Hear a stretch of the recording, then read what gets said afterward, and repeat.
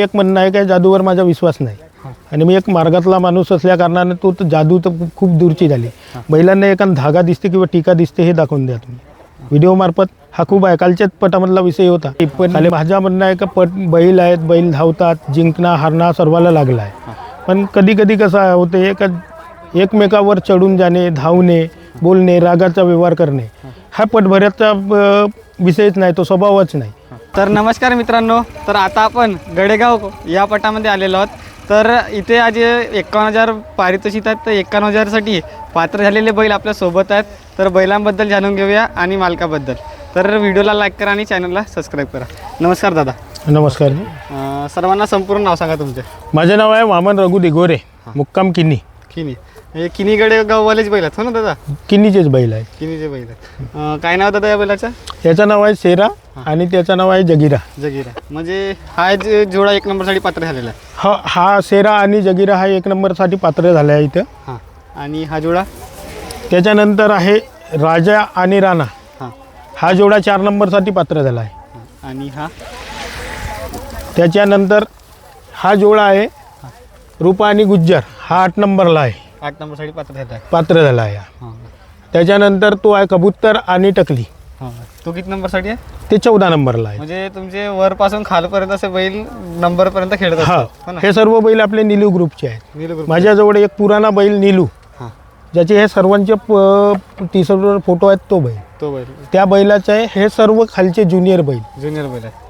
तो बैल सर्वात यांचा किंग बैल होता, मास्टर बैल होता. मास्टर बैल. तो मागच्या वर्षी गडेगावच्या पटानंतरच मरण पावला बैल. मरण पावला.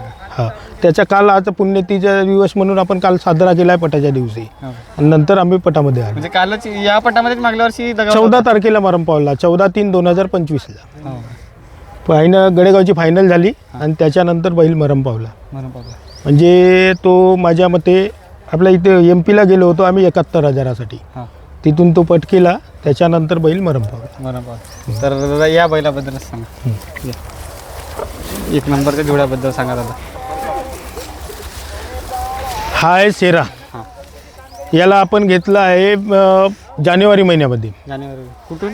हा घेतला आहे पनवासमधून. 50 मधून. MP मधून खरेदी केली. MP मधून खरेदी केला. पुन्हा जोडची खरेदी आहे? हे आहे ते भाईजान म्हणून आहेत. भाईजान म्हणून आहे का? हा. हां. आणि किती रुपयापर्यंत दादा याची खरेदी आहे? याची खरेदी केला आपण 1,35,000ला. 1,35,000. हां. म्हणजे त्याचे तर कंटिन्यू हा बैल 1-2 नंबरचा खेळतात, तर त्याचे पैसे वगैरे पूर्ण खंडून झालेले आहेत. हो, कंटिन्यू नंबरला धावत आहे बैल. 5 ते 1 नंबरच्या अंदरमध्येच धावत आहे. म्हणजे शक्यतोवर 3 ते 1 नंबर, 3 नंबरपासून 1 नंबरपर्यंत. मला वाटते जास्त तर कायतेजी यांच्या बैलामध्ये होता ना हा? नाही, कायतेजीच्या बैलातच नव्हता. यांच्या आपला सतीश भाऊ भूते. सतीश भूतेच्या बैलामध्ये हो ना? हा, सतीश भाऊ भूतेच्या बैलात म्हणजे राणा. राणा. हां. आणि त्या बैलातून निघला तर दुसराच पट आहे ना हा? पहिलाच पट. पहिलाच पट आहे. हां. या बैलामध्ये पहिला हे माझ्या घरचे बैल आहेत. घरचे तो माझ्या मित्राचा बैल आहे. हां. हा माझ्या घरचा जोडा आहे. हा पंजाब आहे. आपण जूनमध्ये घेतला 25ला. हां. जूनमध्ये हा बैल घेतला जगीरा. जगीरा. हो. जगीरा आणि मग नंतर जुलैमध्ये घेतला गुज्जर. गुज्जर. हे 2 बैल नंतर घेतला. हा सर्वात पहिले घेतला आपण मराठवाड्यातून. हो. शेख जवळचा बैल आहे राजा. राजा. 1,90,000चा बैल घेतला तो. हे असे जोडे म्हणजे त्या निलू बैलासाठी आपण हे सर्व बैल घेतला होती का त्याला जोड. हो. सध्या आता तुमच्याकडे नीलू ग्रुपमध्ये तर कमसे कम 8 ते 10 बैल आहेत. हो. तर मग याच्या खर्चा पाणी वगैरे कसं असते का गाडी? खर्च बैलानुसार म्हणजे समजा का दिवसाचा आपल्याला 10 ते 12,000 रुपये बैलाच्या मेंटेनन्सच्या मागे खर्च येतो. त्याच्यानंतर हे एवढे लोक राहतात त्यांच्या मागे चालण्यामागे हे सर्व खर्च. पटाचा जो पटभऱ्यात आपण येतो, आपला ग्रुप येतो, 10 ते 15 लोकांचा 25 लोकांचा ग्रुप आहे. ग्रुप आहे म्हणजे कमसे कम तुम्हाला डेलीचे 10 ते 15,000 रुपये खर्च आहे ना बैलावर? बैलाच्या मागे खर्च. प्रॉफिट वगैरे आहे का गाडी या शौकात? प्रॉफिटसाठी म्हणून आपण हा बैल नाही पालवत आहे.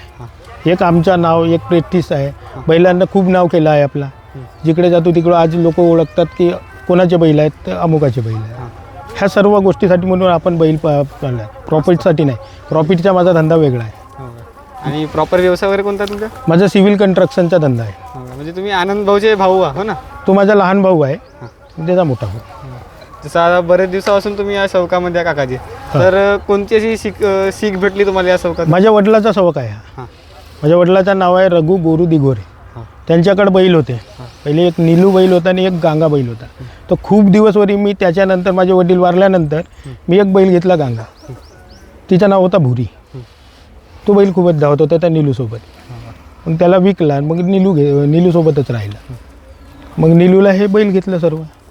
त्याच्यानंतर तर वडिलाची परंपरा चालवण्यासाठी आपण हे बैल आमच्याकडे आहे. तुमच्याकडे हां. वामनजी डिगोरे त्यांच्या नावाखाली हे बैल पडत असतात ना. हो. आणि या बैलांनी सर्वात टॉपच्या कोणत्या बैलाला वगैरे पराजित केल्या काकाजी? इथले जे सर्व नामचीन आहेत, कटरेजी आहेत तुमचे, त्याच्यानंतर खवासमाडी म्हणजे नंदूभाऊ रांगडाले आहे, त्याच्यानंतर हड्डी जोळ आहे पडसगाव, रतनजी मौजे, जगतजी रांगडाले, त्याच्यानंतर गॅसंडा, ह्या सर्व जोड्यांसोबत हा जोडा खेळलेला आहे. हा सर्व जे या इलाक्यातले पटशौकीन नामचीन जे पटप्रेमी आहेत त्या सर्वांच्या टॉपमध्ये बसणारा जोडा आहे. मला वाटते आता जगीरा जो बैल आहे तो आपला यांच्या बैलामध्ये होता ना, रामलालजी तो केवळ बघेले भुताई टोला यांच्या 2 पटासाठी तो बैल दिला होता. करारानं वगैरे बैल दिला होता का? करारानं नाही, एक मित्रा खातीर. त्यांचा बैल लखन मेल्यामुळे त्यांचा बैल एक खाली होता.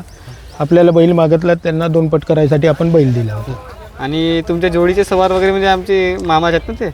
हां, या जोडीचे सर्व सवार आहेत संदीपभाऊ हिंगे, मुक्काम लाकोरी, आणि त्याच्यानंतर कृष्णाभाऊ चौडे. सगळे हे 2 सवार लाकोरीचे आहेत. दोन्ही पण. लाकोरीचे 2 सवार. आणि आज कोण आहे त्या संपूर्ण जोड्यावर?